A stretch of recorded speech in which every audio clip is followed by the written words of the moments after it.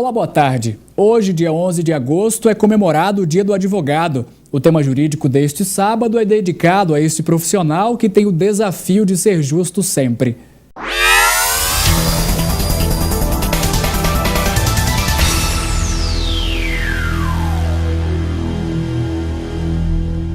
Uma profissão tradicional que atrai ainda o interesse de milhares de pessoas. São inúmeros os jovens que desejam construir uma carreira de advogado.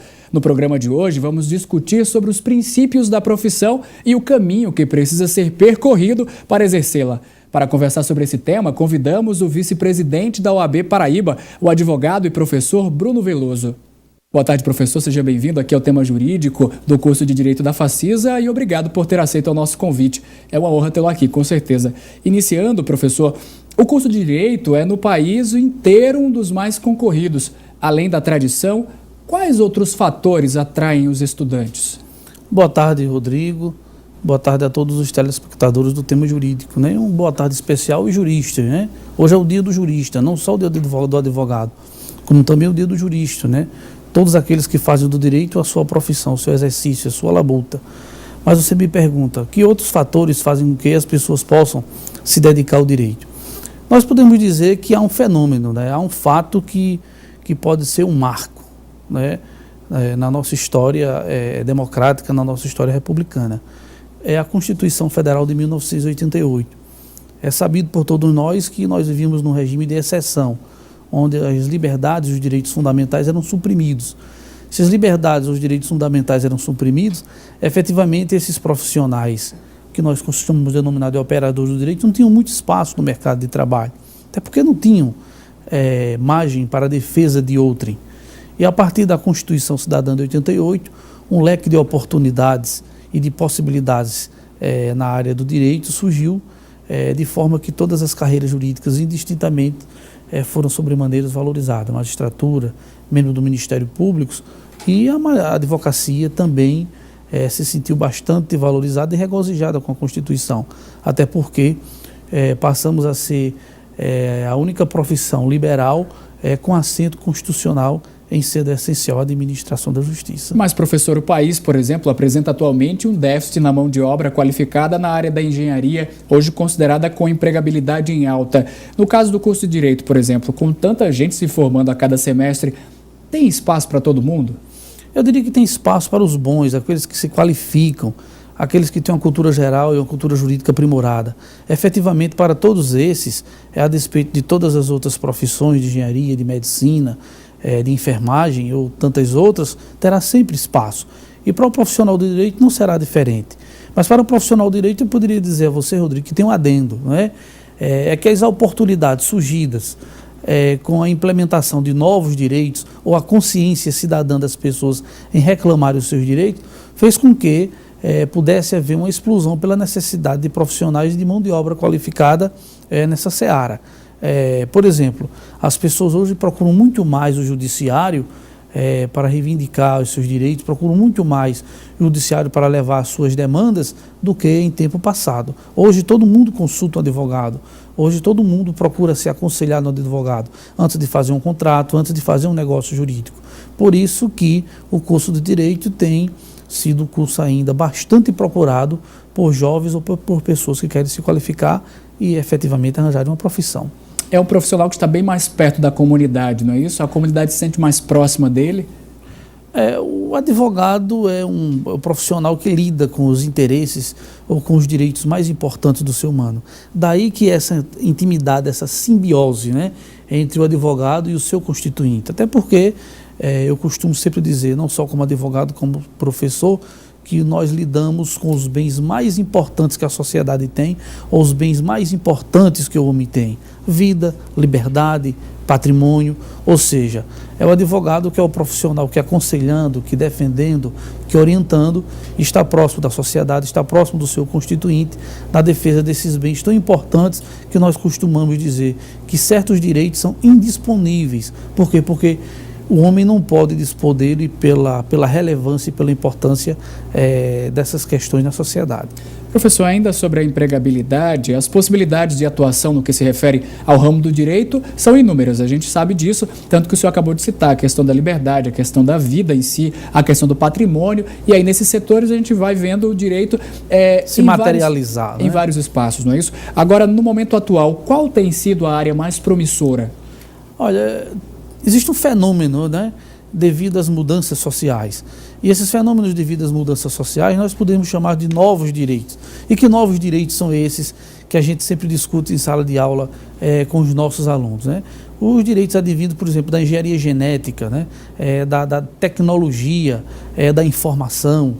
Ou seja, são áreas que têm trazido uma profunda transformação para os operadores do direito, e aqueles que não tiverem por dentro de toda essa transformação, de toda essa mudança, efetivamente não vão conseguir desenvolver as suas atividades.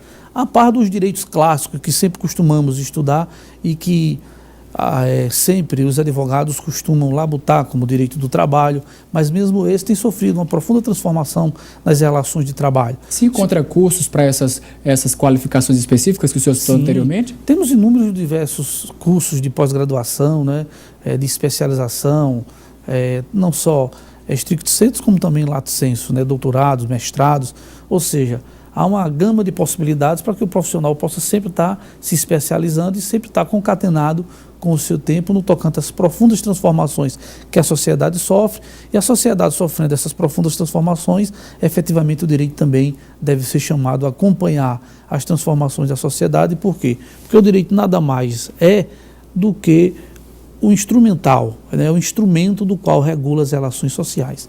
Professor, a procura pelo curso é grande, mas a oferta também. Em termos de qualidade desses cursos, além do MEC, a OAB também faz um trabalho de avaliação. Como é que funciona e qual o diagnóstico na Paraíba? Olha, nós temos uma preocupação não só na Paraíba, como em nível de Brasil, né? Até porque a Ordem dos Advogados do Brasil tem sido uma entidade crítica, né, da proliferação desenfreada dos cursos de direito no Brasil.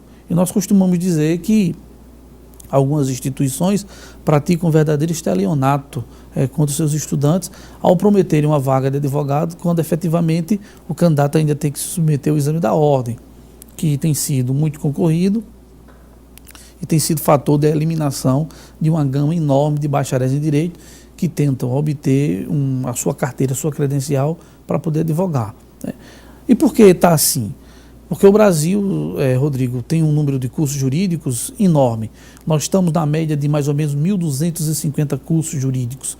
Ou seja, nós temos mais de 60% dos cursos jurídicos no mundo. O mundo deve ter em torno de 2.500 cursos jurídicos e o Brasil representa esse percentual altíssimo. Só para você ter uma ideia, para os telespectadores terem uma ideia,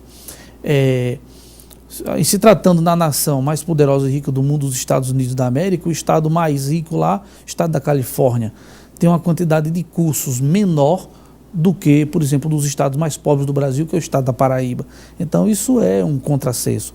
E efetivamente a qualidade dos cursos tem caído sobremaneira, porque não é razoável a gente poder entender como é que se consegue mão de obra qualificada para se manter 1.250 cursos jurídicos no Brasil, se para formar um professor você não forma com uma vara de condão. Não existe magia.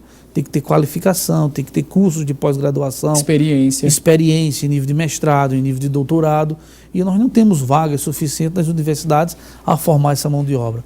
Consequentemente, se nós não temos uma mão de obra qualificada, se não temos pessoal para poder ensinar nessas instituições, efetivamente a gente imagina e deduz pelos dados que são apresentados pelo exame de ordem e por outros instrumentos de avaliação dos cursos jurídicos, de que a situação é bastante preocupante. Como é que especificamente funciona esse trabalho da OAB na avaliação dos cursos? A OAB tem um mecanismo do exame da ordem, né?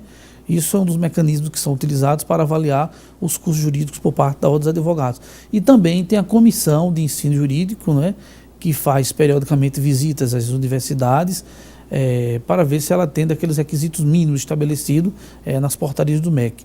Além do mais, quando as instituições de ensino superior precisam do seu credenciamento, da renovação da sua licença de funcionamento por parte do MEC, é solicitado um parecer prévio da Ordem dos Advogados, onde, por meio exatamente da Comissão de Ensino Jurídico, se faz essa avaliação e se remete ao Ministério da Educação. Esse parecer da ordem, Rodrigo, não é vinculante, ou seja, é apenas opinativo, não é? Não está obrigado o MEC, o Ministério da Educação, a seguir à risca o parecer para indeferir ou deferir o funcionamento ou renovação de licença dos cursos de Direito. Ele é meramente opinativo. Mas mesmo sendo opinativo, nos últimos anos, o MEC tem seguido essa orientação da Ordem dos Advogados do Brasil no tocante a essas concessões. Até porque a instituição tem uma força muito grande no país, não é isso? Eu diria que a nossa força se dá pela nossa tradição, não é? A tradição da Ordem dos Advogados do Brasil se confunde com a tradição das lutas políticas e sociais dos brasileiros. Até porque, como eu disse agora no início desse nosso bate-papo, desse nosso diálogo, né? Sem liberdade não há democracia, sem democracia não há advocacia, sem democracia não há instituições fortes. E é nesse cenário que o advogado trabalha. Por isso que o advogado tem se firmado como profissional, acima de tudo, na defesa das liberdades. Nós vamos pedir um intervalo e no próximo bloco vamos conversar sobre o exame da ordem e as dificuldades para começar a exercer a profissão.